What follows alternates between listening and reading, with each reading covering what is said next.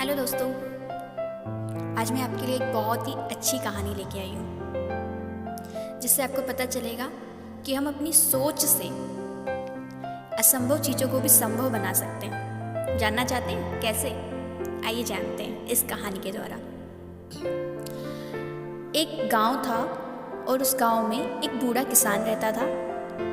उस किसान की एक बहुत ही सुंदर बेटी थी, लेकिन किसान ने अपने ही गांव के जमींदार से बहुत कर्जा ले रखा था और जमींदार की नज़रें किसान की बेटी पर थी।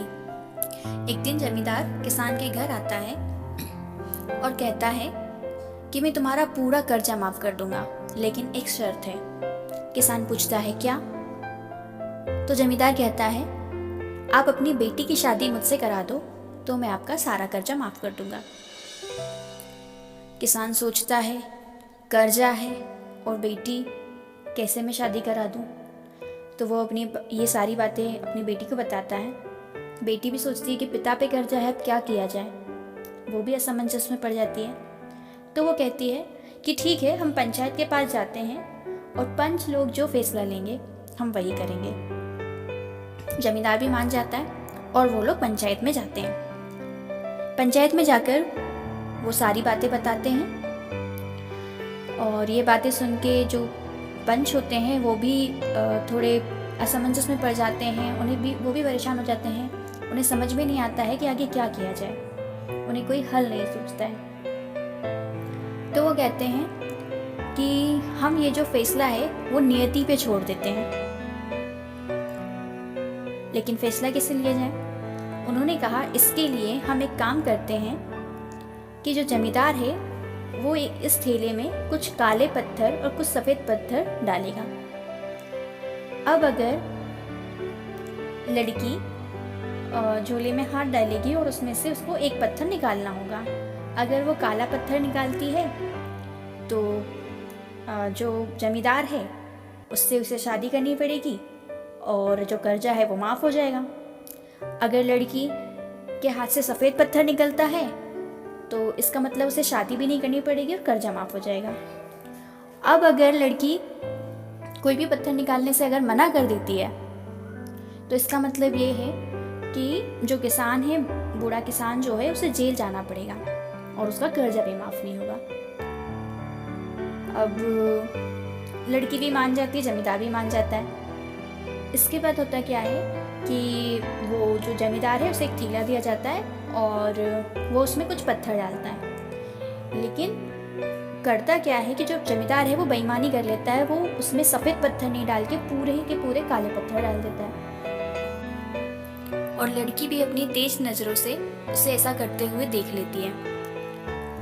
अब लड़की सोचती है कि अब आगे क्या किया जाए। अब वो पंचायत को ये बात बता भी नहीं सकती थी और ना ही वो पत्थर निकालने से मना कर सकती थी। अगर वो पत्थर निकालने से मना करती तो वो लोग उसके पिता को जेल में डाल देते। तभी लड़की को एक तरकीब सूझी। उसने झोले में से एक पत्थर निकाला और उस पत्थर को हाथ से गिरा दिया, मतलब कि पत्थर गिरने का नाटक किया। फिर उसके बाद उसने पंच लोगों से माफ़ी मांगी कि गलती से मेरे हाथ से वो पत्थर गिर गया और नीचे इतने सारे पत्थर थे कि पहचानना मुश्किल था कि आखिर पत्थर कौन सा गिरा है। तो पंच लोगों ने कहा कोई बात नहीं, अगर तुम्हारे हाथ से एक रंग का पत्थर गिरा है तो दूसरे रंग का पत्थर झोले के अंदर ही होगा। तभी वो लोग देखते हैं कि क्योंकि ये तो बात पता ही थी कि उसने दोनों ही पत्थर जो डाले थे झोले के अंदर वो दोनों काले ही डाले थे। तो अगर एक काला नीचे गिर गया तो भी उसके अंदर एक काला ही बचता। तो देखा उन्होंने कि झोले में सिर्फ एक काले कलर का पत्थर बचा है, यानी कि इसका मतलब ये है कि लड़की ने सफ़ेद पत्थर निकाला होगा। अब सफ़ेद पत्थर निकालने पर क्या था कि उसे शादी भी नहीं करनी पड़ेगी और कर्जा भी माफ़ हो जाएगा। इस तरीके से और उसने, लड़की ने अपनी बुद्धिमानी से, अपनी सोच से उसने कुछ ऐसा किया कि ना तो उसके पिता को जेल भुगतनी पड़ी, ना ही कर्जा देना पड़ा और ना ही उसे जमींदार से शादी करनी पड़ी। जबकि जमींदार ने उसमें बेईमानी की थी। तो देखिए हम किस तरीके से, अगर हम किसी भी गलत कंडीशन में फंसे हों या कुछ भी हमारे बुरे हालात हों, और अगर ऐसी स्थिति में अगर हम अपनी सोच समझकर अगर हम सही डिसीजन लेते हैं, हम सही फैसला लेते हैं, तो हम उस परिस्थिति से उभर सकते हैं।